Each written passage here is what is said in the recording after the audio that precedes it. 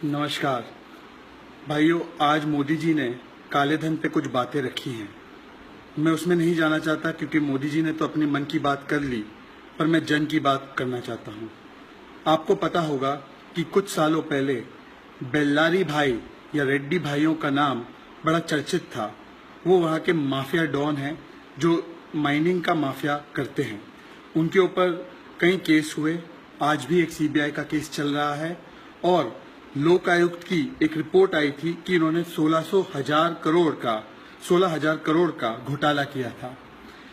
अब कहा जा रहा है कि 16 नवंबर मतलब कुछ ही दिनों में इन रेड्डी भाइयों में से एक भाई की बेटी की शादी होने वाली है। ये इंडिया टुडे की रिपोर्ट है और उसमें 500 करोड़ रुपया खर्च होगा। ये शादी बेंगलुरु में होने वाली है। वहां पे रजवाड़े की तरह डेकोरेशन की गई है। वहां पे तमाम फॉरेन और देश भर के कलाकारों को बुलाया गया है। दारू, शराब, खाना पीना सारी चीजें होंगी। हाल ही में एलसीडी वाला इनविटेशन कार्ड जिनका बना है और जिस बारे में वो चर्चा चल रही थी, वो इन्हीं की बेटी की शादी का कार्ड था।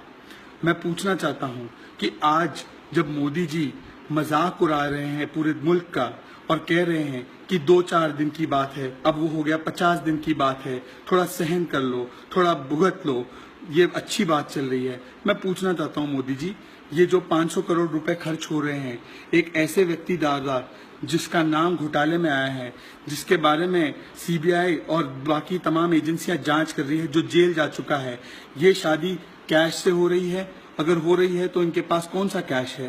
क्या ये पुराना कैश है या आपने उनको 2000 और 500 की नई नोटें मुहैया कराई है? जनार्दन रेड्डी और तीनों रेड्डी भाइयों का क्या लेना देना है बीजेपी के साथ, ये शायद ये चित्र ही आपको बताएगा। आपको पता होगा कि सुषमा स्वराज का जब चुनाव बेल्लारी से हुआ था तब ये इनके चुनाव को मैनेज करते थे। उसके बाद कर्नाटका में तमाम सरकारी जब फैसले होते थे, बीजेपी की सरकार थी, येदियुरप्पा की सरकार थी, तो यही फैसला लेते थे। हालांकि बीच में बीजेपी ने उनसे थोड़ा सा संबंध दूर कर दिया था, पर उसमें कोई सच्चाई नहीं थी। और ये रिपोर्ट बताती है, ये मेल टुडे की रिपोर्ट बताती है कि जनार्दन रेड्डी को ना कभी बीजेपी से निकाला गया, ना उन्होंने कभी बीजेपी छोड़ी। जहां तक बात है बाकी के 2 बेल्लारी भाइयों की, तो उनको बीजेपी ने फिर से शामिल कर दिया गया था। तो ये तीनों भाई जो है आज बीजेपी में है और बीजेपी के लोग 500 करोड़ रुपया खर्च कर रहे हैं एक शादी में। मैं पूछना चाहता हूं मोदी जी, जो लोग लाइन लगाकर अपना पैसा निकालने के लिए खड़े हैं, उनको तो आप अमित शाह और बाकी के आपके नेता कह रहे हैं कि ये लोग 2G स्कैम वाले हैं जो 4000 रुपया अपना निकालने जा रहे हैं। उनको आप कहते हैं कि ये आतंकवादी है, ये काला धन वाले हैं। और ये जो 500 करोड़ रुपया खर्च कर रहे हैं अपनी बेटी की शादी में, जिसका कोई हिसाब किताब नहीं है। ये लोग मंत्री थे आपकी सरकार में, ये लोग आपकी सरकार में इनको बड़े बड़े ओहदे हासिल थे, ये आज भी बीजेपी में है। मुझे आप बताइए कि इनके ऊपर क्या कार्रवाई की जाएगी? जिनके पास 2500 करोड़ है उन पे तो आप कोई नकील नहीं कस रहे हैं। जिनके पैसे विदेश में हैं, जिनके नाम आपके पास है, क्योंकि वो आपके दोस्त हैं, क्योंकि वो अमिताभ बच्चन हैं, क्योंकि वो अडानी हैं, क्योंकि उनके नाम पनामा पेपर में आ चुके हैं, क्योंकि उनके नाम स्विस लिस्ट में आ चुके हैं, आप उनके खिलाफ तो कोई कार्रवाई नहीं कर रहे। और जो लोग जिनके पास महज कुछ हजार रुपए हैं, उनके ऊपर आप कह रहे हैं कि आप 200% पेनल्टी डालेंगे। और आपके एक समर्थक बाबा रामदेव हमसे कहते हैं कि जब युद्ध होता है तो सैनिकों के जवान कई दिन भूखे रहते हैं, क्या हम नहीं भूखे रह सकते हैं? मैं बाबा जी से पूछना चाहता हूँ, बाबा जी आपकी तो पतंजलि हर चीज का प्रोडक्ट बनाती है, चावल, दाल, आटा, हनी, सब चीज बना रही है आजकल पतंजलि।